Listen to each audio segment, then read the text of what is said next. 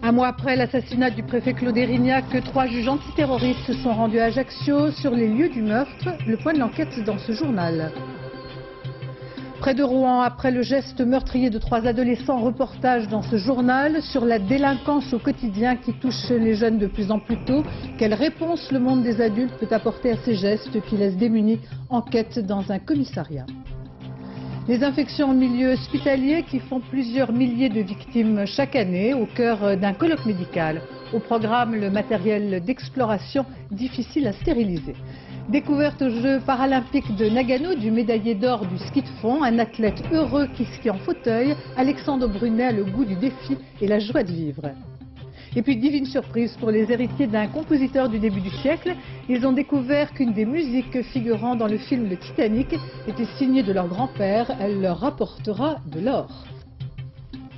Madame, Monsieur, bonsoir. Encore ce déplacement hautement symbolique des 3 juges antiterroristes arrivés ce matin à Ajaccio, un mois après l'assassinat du préfet Claude Érignac. Jean-Louis Bruguière, Gilbert Hill et Laurence Levert se sont rendus sur les lieux mêmes du meurtre. Le point de l'enquête avec Benoît Duquesne et Guillaume Fautrat.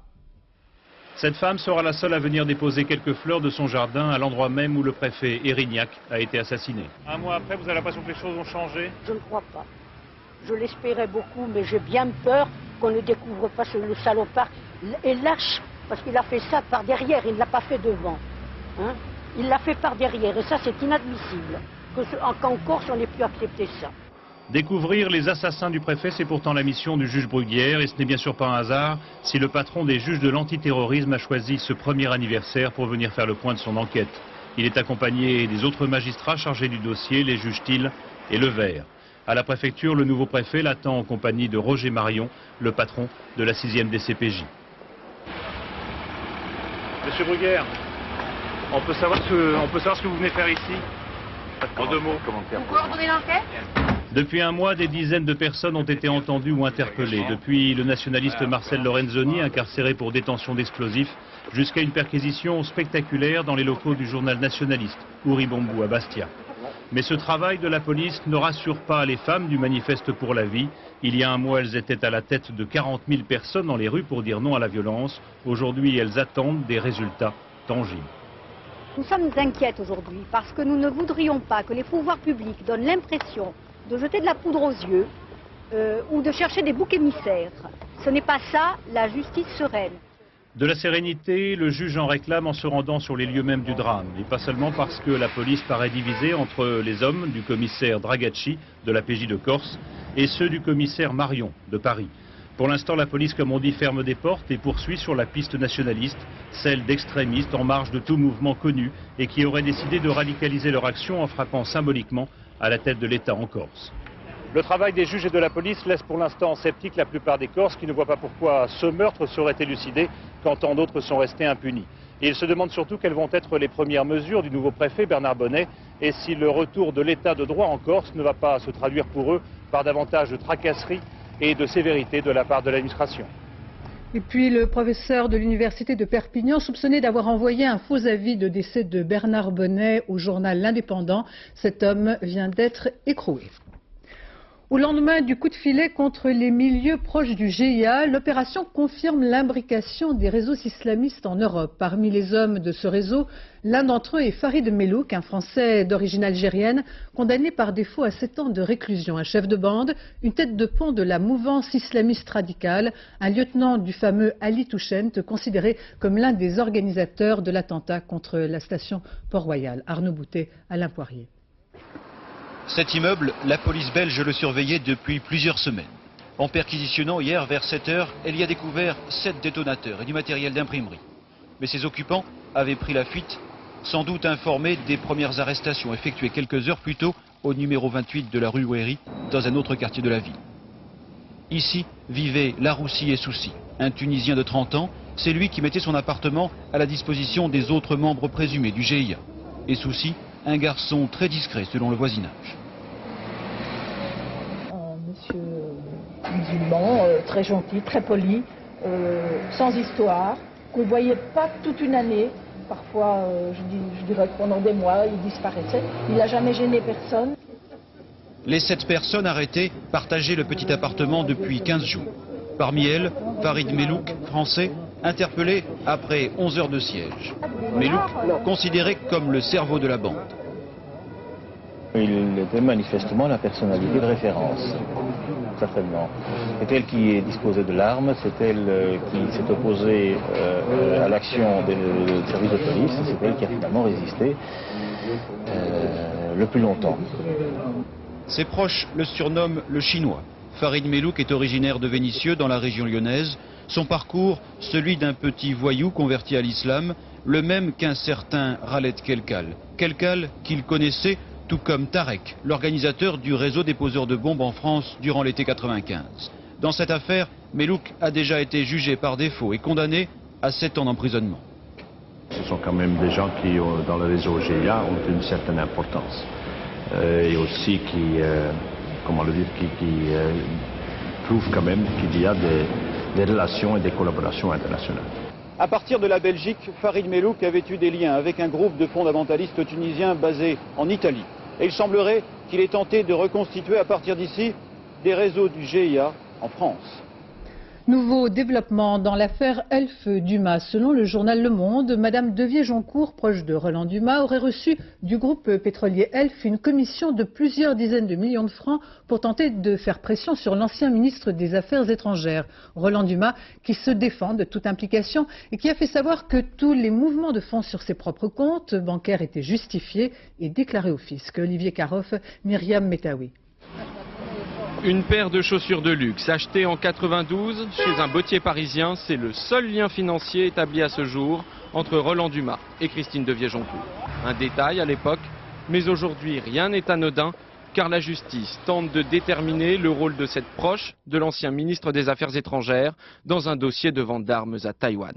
Un contrat de 150 milliards de francs pour ces frégates fabriquées par Thomson, un contrat qui pendant longtemps s'est heurté à l'hostilité de Roland Dumas. Un homme aurait alors proposé à Christine Devier-Joncourt de jouer les agents d'influence auprès du ministre. Alfred Sirven, l'ancien numéro 2 d'Elf, lui promet 45 millions de francs si le contrat est signé. Une filiale suisse du groupe pétrolier se charge déjà des dépenses ordinaires. En 3 ans, 2 millions de francs de salaire, 1,5 million pour une carte bancaire, près d'un demi-million de loyers et même un piano de concert. L'argent reste en Suisse, habilement réparti sur 6 comptes différents. Pourtant, Christine Devier-Joncourt affirme qu'elle a échoué dans sa mission auprès de Roland Dumas. Une version que les 2 juges d'instruction chargés du dossier cherchent à vérifier. Après une perquisition chez Roland Dumas, elle se penche sur les comptes en banque de l'ancien ministre. Des comptes dont les nombreux et importants mouvements d'argent liquide avaient alerté la direction du Crédit Lyonnais. Mais la loi à l'époque ne permettait pas d'aller plus loin. Interrogé par le journal Le Monde, Roland Dumas assure aujourd'hui pouvoir justifier toutes les sommes déposées sur son compte en banque. Selon lui, elles n'ont aucun rapport avec l'argent de Christine Devier-Joncourt. Il semble établi que cette personne qui est aujourd'hui détenue et mise en examen a perçu un certain nombre d'avantages d'une société nationale. Il n'apparaît pas en revanche que M. Roland Dumas ait perçu quelque avantage que ce soit. Un ancien ministre qui se dit prêt à prouver son innocence, une de ses proches décidée à le disculper malgré sa mise en détention, un témoin clé en cavale. Les juges sont loin d'en avoir fini avec ce dossier. Revenons maintenant sur le geste de ces 3 adolescents près de Rouen, un geste meurtrier à 14-15 ans qui suscite autant l'incompréhension que l'émotion. Avec cette question aujourd'hui, comment un adolescent a-t-il pu avoir à portée de main un 357 Magnum? Vincent Nguyen, Bernard Ronflet. Julien, Alexandre et Grégory ont été présentés au parquet cet après-midi. Ils ont à peine 15 ans, mais devant la justice, ils devront répondre d'un meurtre. Celui de Madame Ozou, l'épicière du quartier de la Vierge, tuée d'une balle de 357 Magnum parce qu'elle ne voulait pas leur remettre le contenu de sa caisse. À Pavilly, on se demande encore pourquoi les adolescents ont commis un tel acte. La drogue, première thèse évoquée par les habitants du quartier, semble aujourd'hui écartée par les enquêteurs. Ce n'est pas justement sur le mobile de la drogue, comme on a prétendu au départ, que le mobile était vraiment futile. Ça serait pour l'achat d'un objet dérisoire. Quelque chose qui est du niveau de l'âge des agresseurs. Les adolescents n'habitent pas un quartier défavorisé et jusque-là n'avaient pas eu affaire à la gendarmerie. Alexandre et Grégory étaient en 4e dans ce collège. Julien, plus turbulent, avait été réorienté vers un autre établissement. Lundi, la rentrée ici ne sera simple pour personne. Je ne peux pas laisser monter les élèves en classe sans avoir dit un mot. Et puis après, je pense qu'il y a des actes préventifs à faire, et pédagogiques. Pédagogiques, on le fait toujours, mais préventifs, peut-être systématiquement, des fouilles des cartables, des choses comme ça, il faut mettre en place. Julien avait dérobé le revolver à son beau-père. D'après la loi, les tireurs sportifs doivent tenir leur arme déchargée et démontée lorsqu'ils la transportent. Mais lorsqu'ils sont chez eux, rien ne les y oblige. Les armuriers le leur conseillent vivement et préconisent même des sécurités supplémentaires. Et vous avez un numéro. Et là, vous ne pouvez plus l'enlever. Il faut trouver un numéro pour l'enlever. Ça, c'est un deuxième moyen. C'est un moyen qui va sûrement devenir obligatoire. Et là, il n'y a vraiment plus de danger. La législation sur les armes devrait être renforcée. Des lois sont en projet. Un drame comme celui de Pavilly en souligne l'urgence. Aujourd'hui, si d'une manière globale la délinquance diminue, il n'en reste pas moins que les adolescents qui passent à l'acte sont de plus en plus jeunes et de plus en plus violents. Quelle réponse apporter à ces comportements qui désemparent et interpellent le monde des adultes? C'est l'objet de l'enquête de ce soir avec la façon dont la police aborde cette nouvelle délinquance au quotidien. Reportage Un jour ordinaire au commissariat de Villeneuve-Saint-Georges, Anne Gainsburger, Christian Autain. Au matin, l'officier de police a demandé qu'on sorte le gamin de la cage.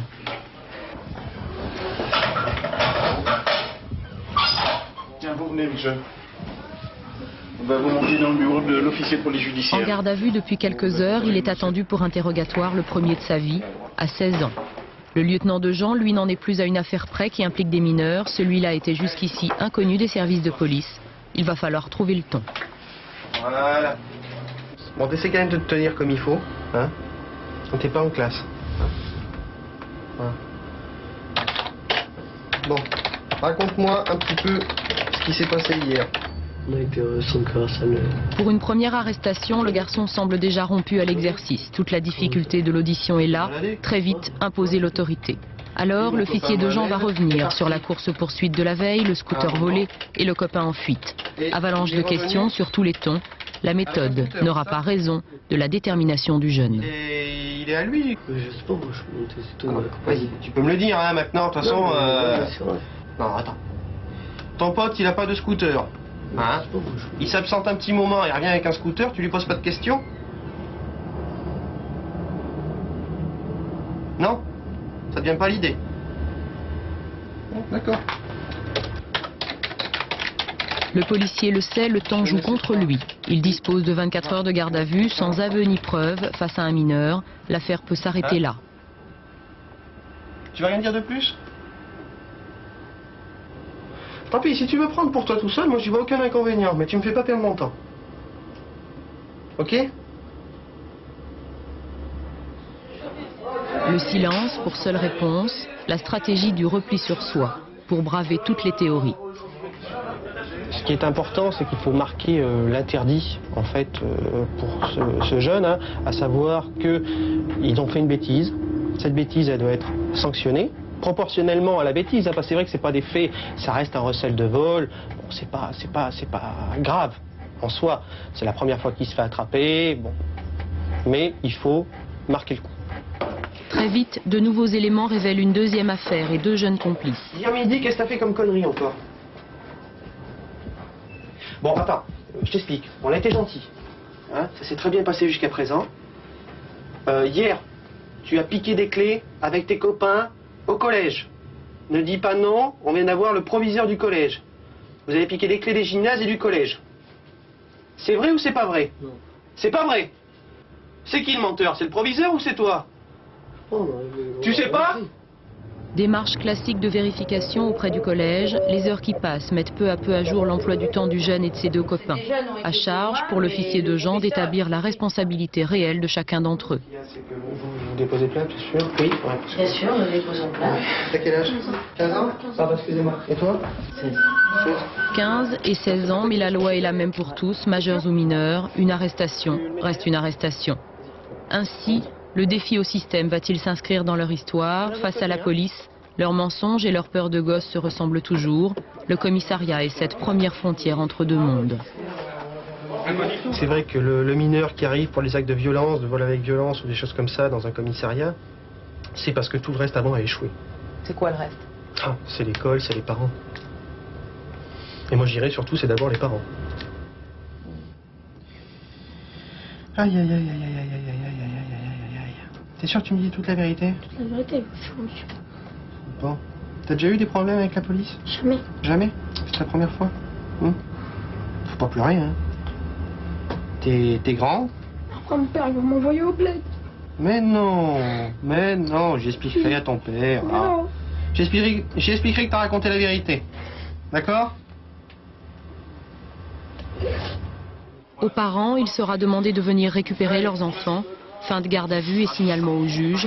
Ces trois-là reviendront peut-être au commissariat à moins qu'ils n'aient compris la leçon. C'est tout le pari et les limites de l'exercice avant que la machine judiciaire ne se mette en route. Cet après-midi, l'ancien garde du corps de Dodi El Fayed et unique survivant de l'accident d'août dernier a été entendu pour la 3e fois et plutôt que prévu par le juge d'instruction Hervé Stéphan au palais de justice de Paris. Après ses déclarations dans la presse britannique, Trevor Rhys-Jones a confirmé ses souvenirs très partiels de l'accident, mais en réalité rien sur le choc lui-même. Et puis le 12 mars prochain, c'est Mohamed Al Fayed, le père de Dodi, qui devrait être entendu par le juge d'instruction à Paris. Je vous propose maintenant de revenir sur la confirmation par la NASA d'une découverte qui frappe l'imagination et qui entrouvre la porte de nouvelles conquêtes. Il y a bien sur la Lune des quantités d'eau renfermées dans des glaces polaires qui pourraient atteindre 300 millions de tonnes. Et ce, 50 ans après Tintin, le héros d'Hergé qui avait glissé sur une plaque de verglas lunaire. Les explications de Patrice Pelé. Pendant 4 ans, entre 69 et 72, les équipages d'Apollo avaient ramassé des pierres et cherché des indices en vain. 26 ans plus tard, cette sonde, Lunar Prospector, a trouvé. En orbite depuis janvier autour de la Lune, ces radars ont détecté pour la première fois de l'eau. Nous pensons que ces réserves oscillent entre 10 et 100 millions de tonnes d'eau, une quantité appréciable. La NASA est formelle. Les 2 pôles de la Lune renfermeraient de l'eau gelée, de quoi remplir un lac de 10 km de côté sur 11 mètres de profondeur. La présence de l'eau dans l'univers est, je dirais, universelle. C'est ce que nous montre notre satellite européen, le grand satellite infrarouge ISO, qui trouve de l'eau partout, que ce soit autour des étoiles jeunes, autour des étoiles anciennes, dans le milieu interplanétaire, interstellaire. Il pleut même, on a trouvé même de la pluie sur Jupiter et sur Saturne grâce à ce satellite. Donc l'eau, elle est vraiment là. Donc il n'y a pas de raison qu'on n'en trouve pas sur la Lune. Habiter sur la Lune, l'eau trouvée serait suffisante pour faire vivre 1000 personnes pendant un siècle. De quoi implanter une belle colonie et une base spatiale pour aller toujours plus loin à la conquête des planètes.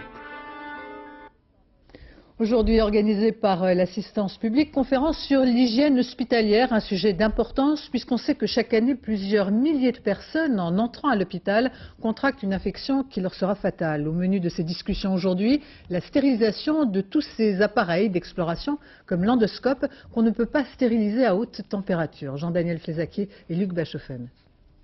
C'est une endoscopie digestive. À l'hôpital de Saint-Denis, on en fait 4000 par an. Quelques minutes pour explorer le tube digestif, mais ensuite commence un long temps de désinfection de l'appareil. Car le risque théorique, c'est de transmettre d'un patient à l'autre un microbe, en particulier le virus de l'hépatite C. Mais les endoscopes ne peuvent pas être stérilisés à haute température. On le fait donc à froid, 40 longues minutes. Avec 20 patients par jour, pas question d'attendre 40 minutes entre 2 examens. Il a donc fallu tripler le nombre d'endoscopes. Chaque appareil vaut 100 000 francs. La sécurité, ça coûte cher. L'endoscopie dans un cabinet à long terme, à plus ou moins court terme plutôt, est caduque. Et seuls les grands centres qui auront les moyens d'acheter le matériel adéquat, avec le matériel de désinfection adéquat, le temps adéquat pour réaliser les examens dans les meilleures conditions, pourront survivre. C'est le prix à payer pour la sécurité sanitaire, ça? C'est le prix à payer. Depuis la mise en place des nouvelles normes de désinfection il y a 5 ans, il n'y a eu aucune infection à la suite d'une endoscopie à l'hôpital de Saint-Denis. Au Salon de l'Agriculture et à quelques jours des élections régionales, les hommes politiques de droite comme de gauche se sont rendus dans les travées de cette manifestation avec une visite toute particulière pour le bétail originaire de leur région. Après Lionel Jospin et Robert Hue notamment, la question ce soir est de savoir vers quelles étables s'est tourné Édouard Balladur, candidat en Ile-de-France. Françoise David. Elle les attend, elle les pressent, elle sait qu'ils ne viennent que pour elle. Mais chacun choisit sa vache. Et les éleveurs qui vont avec, ils ne représentent plus qu'environ 2% de la population active, mais mieux vaut toujours les avoir avec soi que contre soi. Jacques Chirac a fait son choix, lui c'est la limousine. Elles sont de plus en plus belles, les belles limousines, de plus en plus magnifiques. C'est un succès formidable et je voudrais féliciter tous les éleveurs qui sont vraiment extraordinaires.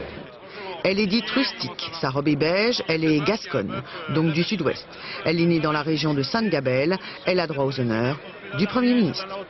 Le but du jeu, c'est de peser le poids, de donner un poids à vue d'œil. Mais on a le droit de le sous-peser? Pour le sous-peser avec la vue, disons. Celui qui, comme Édouard Balladur, n'a pas d'attache campagnarde, se rabat sur les bêtes à cornes de ses lieux de villégiature préférés, la Normandie et les Alpes. Alors ça, ça s'appelle la race Simmental française. Simmental française, voilà. C'est une race originaire de la Suisse, une race à potentiel mixte. Très bien, bon. Allez, on va pas la déranger plus longtemps parce que... Robert Hue, lui aussi élu des villes, opte pour des valeurs sûres, la limousine enrubannée et la blonde d'Aquitaine. Un peu fatigué, Ah oui, vous la préparez là, hein, c'est évident. La mise en pli est faite. Le petit tour des vedettes politiques est maintenant terminé. L'homme de la rue peut jusqu'à dimanche aller voir la vache qui a vu l'homme. À Toulouse, hier soir, une manifestation anti-Front National qui a rassemblé entre 15 et 30 000 personnes. Cette manifestation a dégénéré, violents incidents avec les forces de l'ordre. Les 14 personnes interpellées ont été déférées au parquet. Le point avec Muriel Lassaga et Olivier Combes. Ils étaient venus par milliers dans le calme pour dire non au Front National, non à la venue de son leader dans la ville de Toulouse. Massivement, je crois que la majorité de la population refuse les idées du Front National et je crois que ça va peser sur, y compris tous ceux qui s'apprêtent à mettre, qui l'ont fait déjà ou qui s'apprêtent à mettre aujourd'hui un bulletin dans l'urne contre le Front National à titre, disent-ils, protestataire. Arrivés près du lieu où se tenait le meeting de Jean-Marie Le Pen, les manifestants se heurtent aux forces de l'ordre. Quelques 300 jeunes ne désarmeront pas. Jets de pierre, tirs de gaz lacrymogène, la tension monte très vite, les interpellations se succèdent, les affrontements sont parfois très violents. Plusieurs blessés, policiers et manifestants, devront être hospitalisés. Les 14 personnes interpellées hier soir ont été déférées cet après-midi devant le parquet de Toulouse. Parmi eux, 2 mineurs. Aujourd'hui, le collectif unitaire présent à la manifestation a déclaré que les accords de sécurité passés avec la préfecture n'avaient pas été respectés. De son côté, le syndicat de police Alliance met en cause sa hiérarchie dans les différentes phases d'intervention survenues jeudi soir.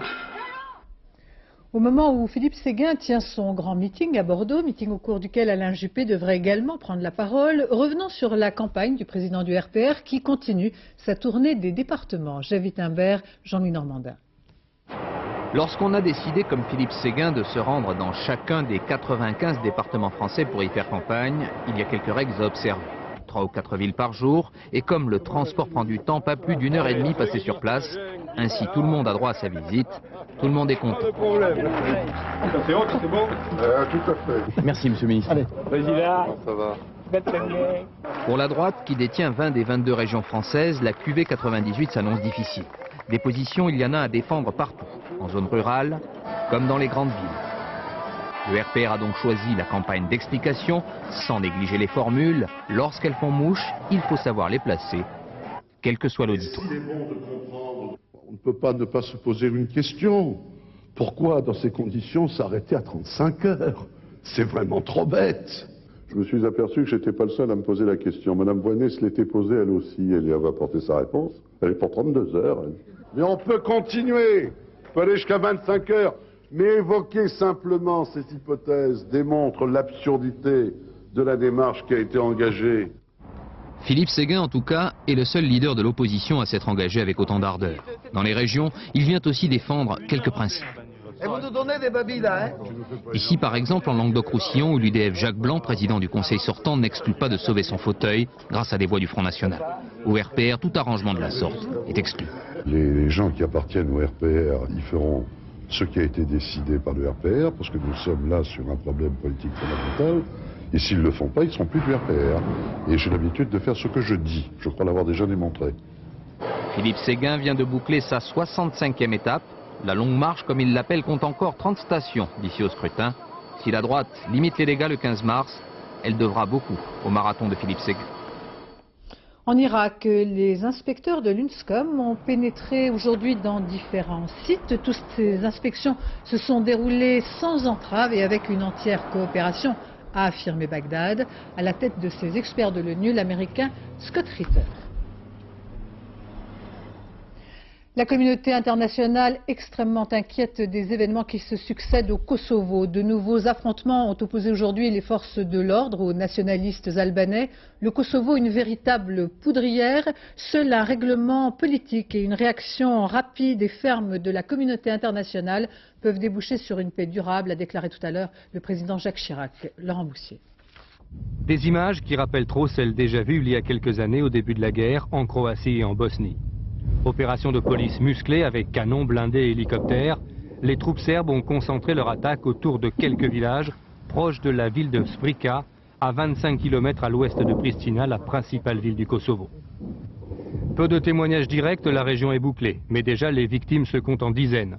Plus de 50 selon les Albanais, une vingtaine d'après les autorités serbes, qui justifient cette offensive par la présence dans cette zone de combattants de l'UÇK, l'armée de libération du Kosovo.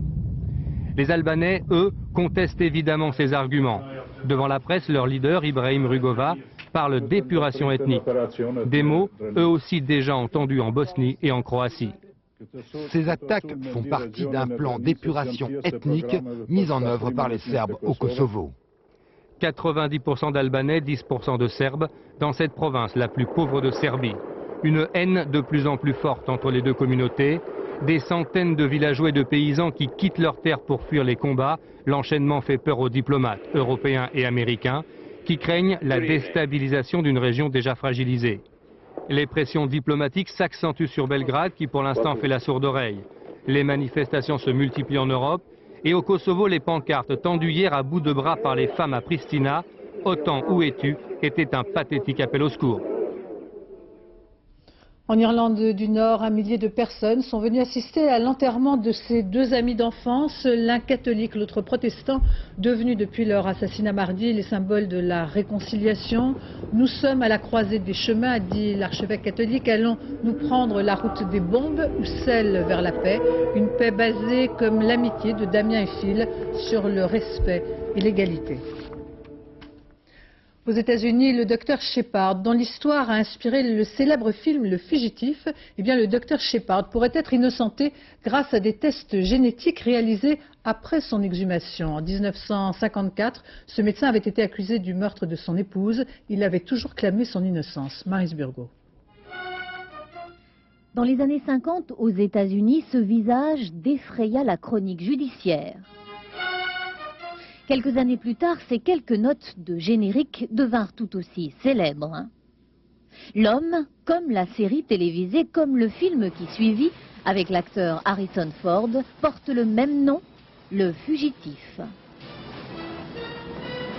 Le Fugitif, ou l'histoire vraie de Sam Shepard, condamné aux États-Unis pour un meurtre qu'il a toujours nié, celui de sa femme, c'était en 1954. Aujourd'hui, plus de 40 ans plus tard, les résultats de tests génétiques inédits sont révélés à la presse. Ils disculperaient Sam Shepard.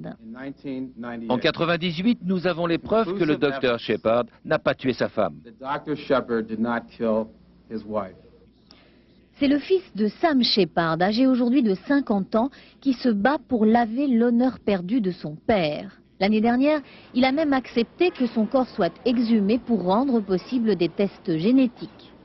Ces tests montrent donc que les taches de sang retrouvées sur les lieux du crime ne sont pas celles de Sam Shepard, mais celles de Richard Eberling, Présent sur les lieux du crime, ce deuxième homme est aujourd'hui déjà en prison pour un autre meurtre.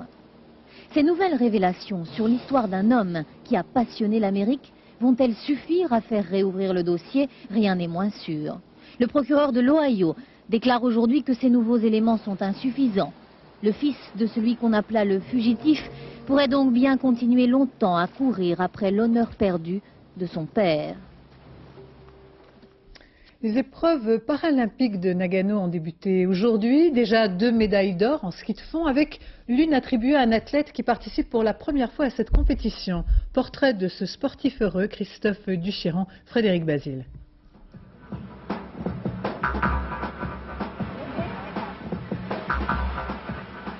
On aurait dit des couleurs de l'Amérique, mais ce sont les lumières du Japon. Alexandre Nagano, c'est comme Tintin au Tibet ou Marco Polo en Chine. En arrivant ici, il a été un peu dépaysé, quoique. J'ai repéré un endroit que j'avais vu à la télé déjà où il y avait les athlètes qui montaient sur le podium. Je suis passé devant tout à l'heure, je me suis dit que j'irais peut-être y aller moi aussi. Et c'est sympa de savoir que nous aussi on peut être filmés comme les valides, quoi, dans la même ville où ils sont passés, quoi. Olympique ou paralympique, si les athlètes ne sont pas tous égaux devant les Jeux, c'est évidemment parce qu'ils n'ont pas tous la même histoire. Villard-de-Lans dans les Alpes, février 98. Comme tous les jours avec Alex, la montagne accouche d'un sourire. Car si Alex a une petite amie, il a aussi une maîtresse, et cette maîtresse qu'il aime à la folie, c'est la neige. Tous les jours, Alex s'entraîne, à la force de ses bras musclés. À 23 ans, il est déjà un champion de l'effort, un furieux compétiteur, un skieur fauteuil en liberté. En ski de fond, tu as des rails, tu vois, c'est bien tracé, tu prends ton fauteuil, tu peux te faire toute une journée sans trouver d'embûches, quoi. Tu peux prendre ton partage avec toi, ta bouffe, tu vas dans un petit champ, tu manges, et là tu te fais plaisir, quoi. Marcher, courir, sauter, Alex a perdu tout ça le jour où il a perdu l'usage de ses jambes. Un accident de ski il y a 3 ans, une mauvaise chute, un pylône maudit, paraplégique.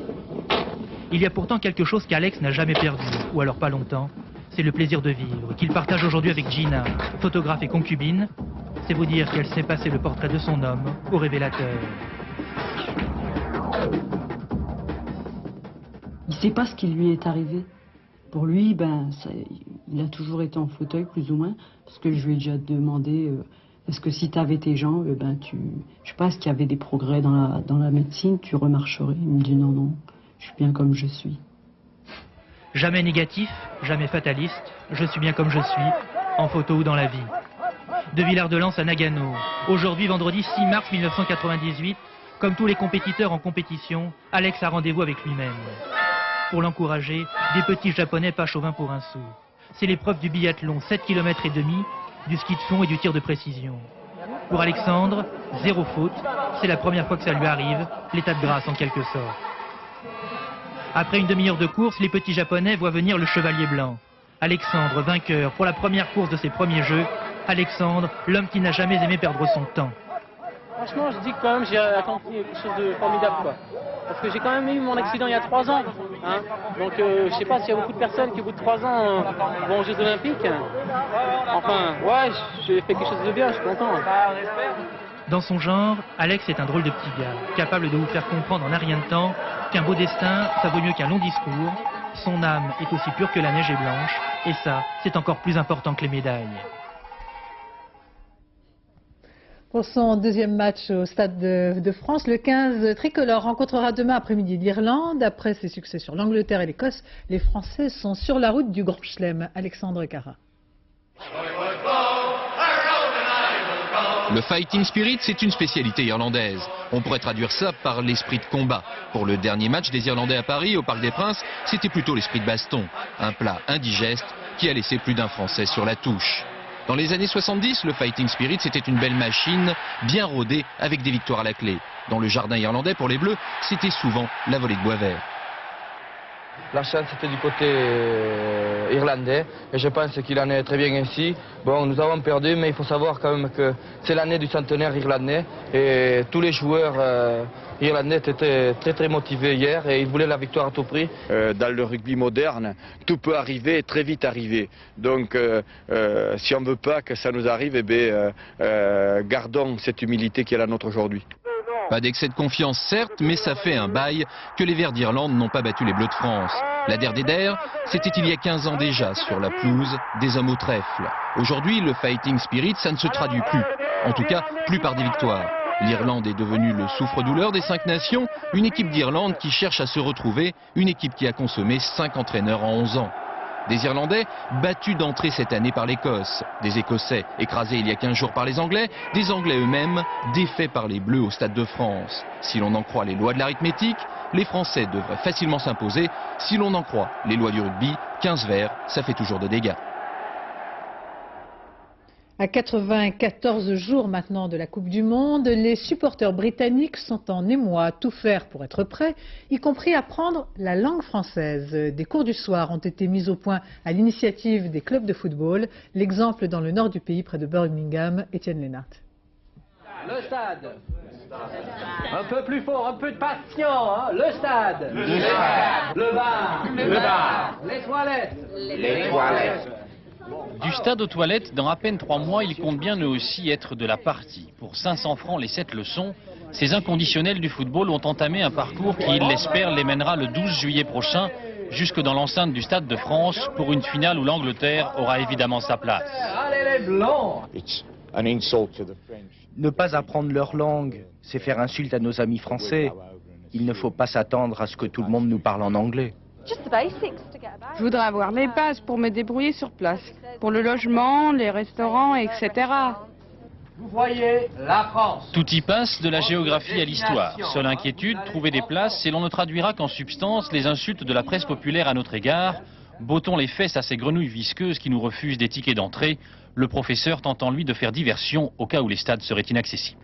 Ils vont être en France, donc il y a le Versailles, les palais, le château de Loire, le bon vin, Bourgogne, Bordeaux, le Champagne, capitale gastronomique du monde.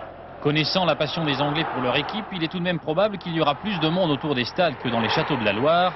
Et si d'aventure l'on entend dans les tribunes quelques reproches adressés aux arbitres avec un fort accent des Midlands, on saura au moins d'où cela vient. Oh, chiotte, l'arbitre. Oh, chiotte, l'arbitre. C'est mieux, c'est mieux. Avant de refermer ce journal, la divine surprise pour les héritiers d'un compositeur lyonnais du début du siècle qui ont découvert que l'un des morceaux joués dans le film Le Titanic, succès mondial, était signé de leur grand-père. Au-delà de la fierté, ce sont des milliers de francs à la clé. Didier Guyot, Olivier Jacquelin. Je préfère être sa putain que votre femme.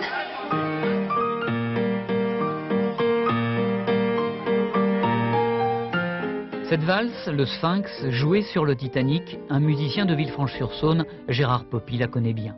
Son grand-père, Francis Poppy, l'a composée en 1906. Élégant, mondain, le compositeur était la star de l'époque. L'histoire l'avait oublié, il revient sur grand écran devant 200 millions de spectateurs. Sentimentalement, c'est très fort, oui, c'est sûr, hein, c'est très impressionnant. Quand j'ai été voir ce film avec ma femme, j'ai été assez surpris à ce moment-là. Saisi par l'instant. On sait que dans l'Europe entière, c'est un tabac, aux États-Unis, etc. Ouais. Formidable. Mais outre l'amour familial, il y a aussi les royalties que cela peut occasionner. Si l'œuvre musicale de Francis Poppy a été protégée aux États-Unis, la famille devrait toucher d'importants droits d'auteur, un jackpot. Il s'agit donc, encore une fois, de quelques centimes, sans doute par billet ou par spectateur, mais lorsqu'on parle de 200 millions de spectateurs dans le monde, on peut arriver très vite avec quelques centimes mis bout à bout à des sommes relativement importantes. À ce jour, les producteurs du film ne se sont pas manifestés. Il va falloir éplucher les textes, les conventions françaises et américaines qui protègent le travail artistique des compositeurs. De son vivant, Francis Poppy menait grand train, il était joué dans toute l'Europe. Titanic a pour l'instant rapporté $1 milliard. Les héritiers de Francis Poppy devraient logiquement en profiter. Ainsi se termine cette édition. Je vous en rappelle les principaux titres. Un mois après l'assassinat du préfet Claude Érignac, 3 juges antiterroristes se sont rendus à Ajaccio sur les lieux du meurtre. Près de Rouen, après le geste meurtrier de 3 adolescents, la délinquance au quotidien touche les jeunes de plus en plus tôt. Ce soir, les 3 adolescents ont été déférés au parquet. Dans un instant, la météo Sophie Davant, temps agité, souvent pluvieux, puis le point route, Valérie Maurice. Demain matin à 7h dans Thé au Café, Catherine Sellac reçoit Marie-Claude Pietragala, la danseuse étoile de l'Opéra de Paris. J'aurai le plaisir de vous retrouver demain soir à 20h. Merci de votre attention. Excellente fin de soirée sur France 2.